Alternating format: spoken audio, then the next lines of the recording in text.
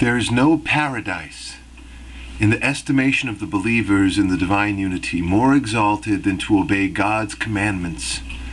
And there is no fire in the eyes of those who have known God and his signs fiercer than to transgress his laws and to oppress another soul, even to the extent of a mustard seed. On the day of resurrection, God will in truth judge all men, and we all verily plead for his grace.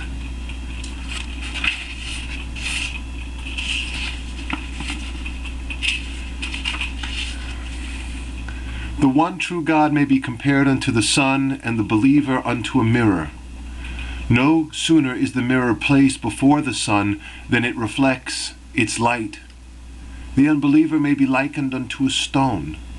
No matter how long it is exposed to the sunshine, it cannot reflect the sun. Thus the former layeth down his life as a sacrifice, while the latter doeth against God what he committeth.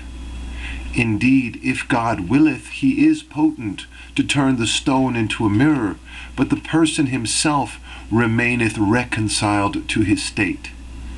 Had he wished to become a crystal, God would have made him to assume crystal form.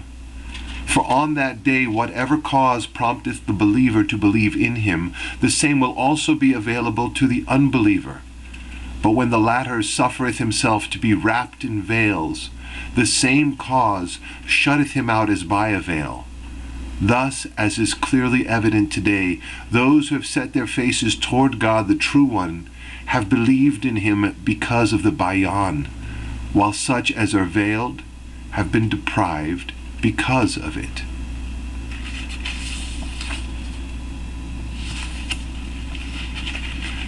Everyone is eagerly awaiting his appearance, yet since their inner eyes are not directed towards him, sorrow must needs befall him. In the case of the Apostle of God, may the blessings of God rest upon him. Before the revelation of the Quran, everyone bore witness to his piety and noble virtues. Behold him then after the revelation of the Quran. What outrageous insults were leveled against him, as indeed the pen is ashamed to recount. Likewise, behold the point of the Bayan. His behavior prior to the declaration of his mission is clearly evident unto those who knew him.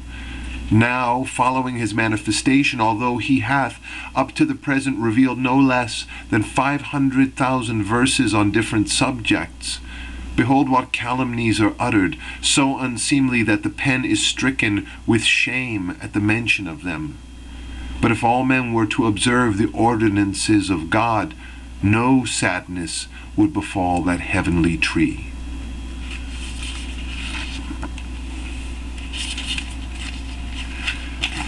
In the manifestation of the Apostle of God, all were eagerly awaiting him, yet thou hast heard how he was treated at the time of his appearance, in spite of the fact that if ever they beheld him in their dreams, they would take pride in them. Likewise, in the manifestation of the point of the Bayan, the people stood up at the mention of his name and fervently implored his advent night and day, and if they dreamt of him, they gloried in their dreams. Yet now that he hath revealed himself, invested with the mightiest testimony, whereby their own religion is vindicated, and despite the incalculable number of people who yearningly anticipate his coming, they are resting comfortably in their homes, after having hearkened to his verses, while he at this moment is confined in the mountain of Maku, lonely and forsaken. Take good heed of yourselves, O people of the Bayan, lest ye perform such deeds as to weep sore for his sake night and day, to stand up at the mention of his name, yet on this day of fruition, a day whereon ye should not only arise at his name, but seek a path unto him who personifies that name, ye shut yourselves out from him as by a veil.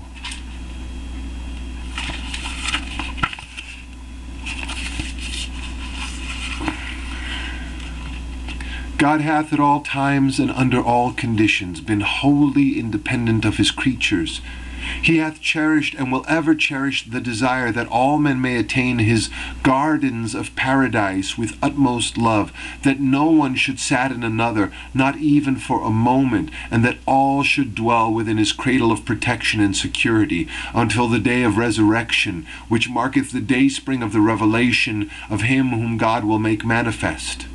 The Lord of the universe hath never raised up a prophet, nor hath he sent down a book, unless he hath established his covenant with all men, calling for their acceptance of the next revelation and of the next book, inasmuch as the outpourings of his bounty are ceaseless and without limit.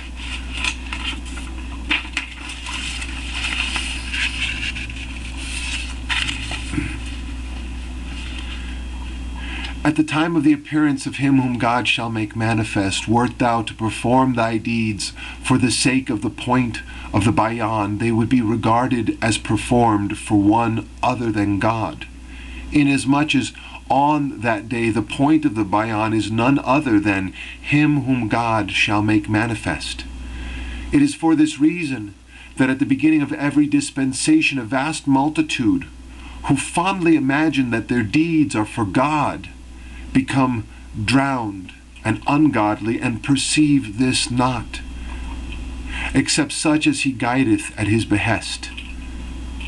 It is better for a man to guide a soul than to possess all that lies between east and west. Likewise, better is guidance for him who is guided than all the things that exist on earth, for by reason of this guidance he will, after his death, gain admittance into paradise, whereas by reason of the things of the world below he will, after his death, receive his deserts. Hence God desireth that all men should be guided aright, through the potency of the words of him whom God shall make manifest.